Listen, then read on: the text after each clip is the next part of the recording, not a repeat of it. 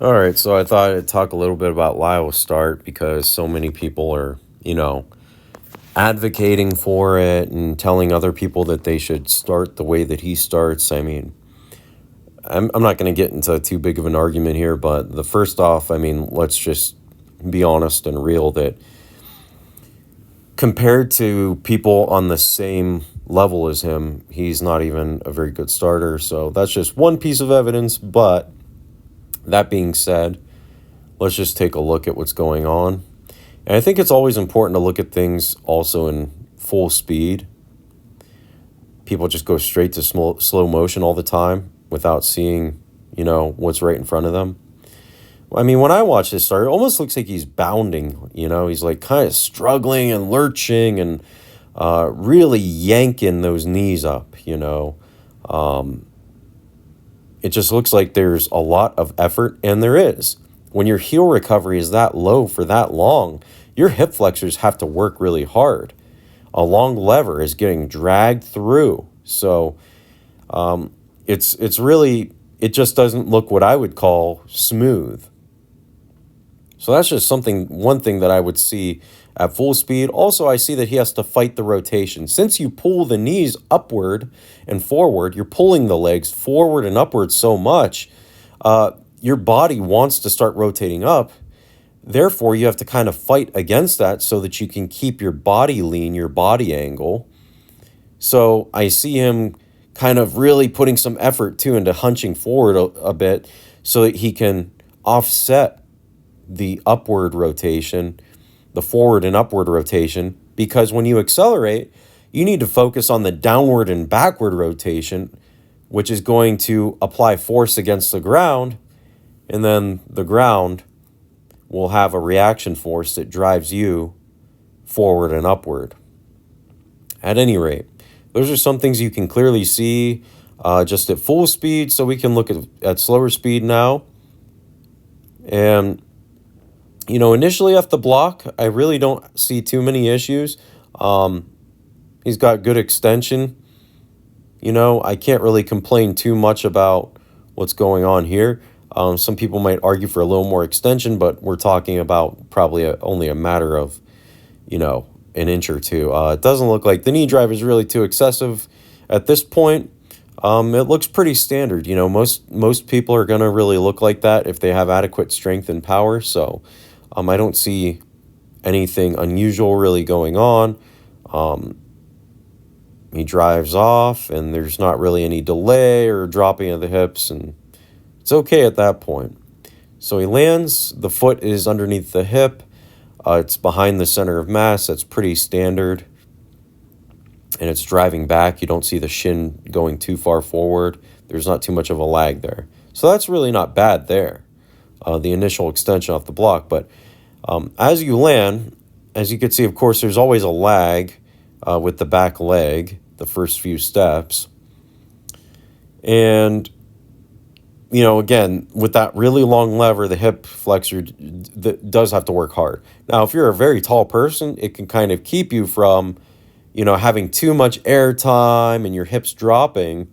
If it's a problem for like tall people like Bolt or Asafa Powell, they really needed to, do something about their hips dropping. So their coach had them drag.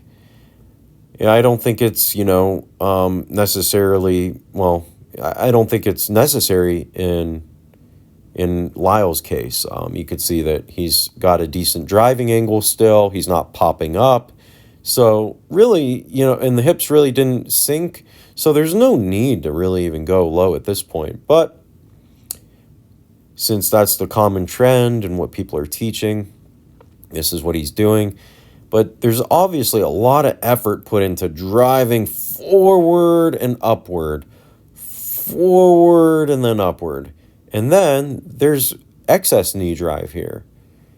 I would say the knee is too high. It's parallel already on the second stride here. So, and even in horse racing and other animal racing, there are, you can, if you listen to the trainers, they will tell you that one of the common errors in locomotion is driving the knee too high, because now you have less time before the foot hits the ground. you've spent so much time getting the knee up here, and you really had to yank it up so it gets yanked up too much, and now you can see that there's excess. And the shin now is almost vertical. It's almost perpendicular to the ground, and we're only at the second step, so that's kind of that's just a waste of movement right there versus getting the foot back down. But again, it's caused by this action here. And so it's overcompensating, and now as the leg, also look at the back leg. A lack of extension. A lack of extension in the back leg. There should be more extension, so he's kind of like lunging and lurching forward. And again, he has to fight to stay low because, again, this shin in this knee angle is coming upward now, straight upward. It's trying to pop him up, basically. So now he's got to bend down, keep the body low, got to keep the hip low now and the knee low to the ground. So it's overcompensation. Domino effect.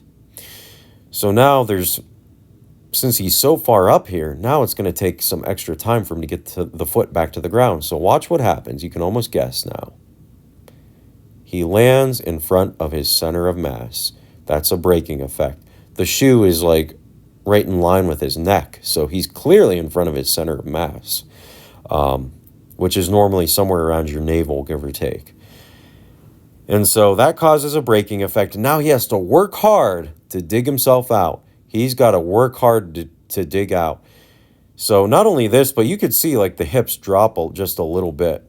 They drop a little bit because there's not enough time. So by the time he hits the ground, he's in front of himself, he breaks. Now you see a big bend in the knee and the ankle. It almost looks like his ankle is soggy, right? So this is an effort to compensate and stay low because of the problems that this heel recovery is causing. And so this takes more ground time, more time, slower to reaccelerate the body. So now he can reaccelerate a bit and try to dig out. And it takes a lot of effort, and he's fighting to get that extension back. And it's just so interesting because this knee, like, look at this, perpendicular and parallel. Now he starts to correct himself a little bit. So the knee's not coming up quite as high but the shin, you look at the shin is not perpendicular like this past stride was. Almost perpendicular to the ground right here, right? You go here, not quite. It's still, a little bit far from ideal. He's starting to recorrect himself and dig himself back out of the hole here. Still some of those same issues I mentioned already. So now his foot, again, is still landing in the neckline. Whereas the previous stride should still be, really the first three strides, it should be behind, if not directly under your center of mass. He's in front. This one, I would argue, is not quite as bad as his second step. He's really landing quite in front of himself here. Here, a little bit closer underneath. And he starts to recorrect himself. And of course, we know that his back end of his race is better. And that's because he gradually will dig himself out of the hole and things will get better. Another thing I wanted to mention about this heel recovery thing is, again, it goes forward and then upward.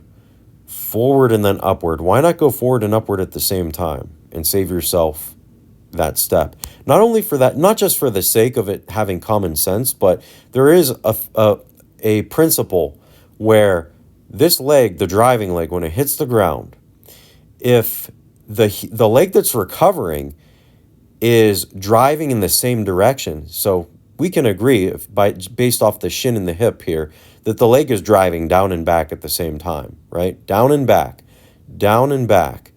It's going down and back. If that leg, the trail leg, is going in the opposite direction, up and forward, it will enhance what is happening on the ground. It will enhance the forces and the ground reaction forces.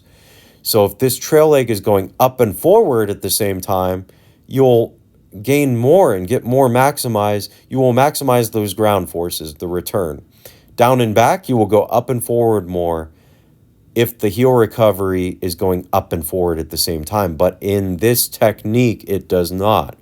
It goes forward and then up, versus folding and, killing two birds with one stone. If you fold it and it's going upward, forward, and upward at the same time, then it would enhance the downward and backward action of the opposite leg. You want them to work opposite, essentially. And so, at any rate, those are some things that I think about when I'm looking at starts. And so, I would advocate the average person not to just copy and emulate what really anybody is doing, but certainly not Noah Lyles.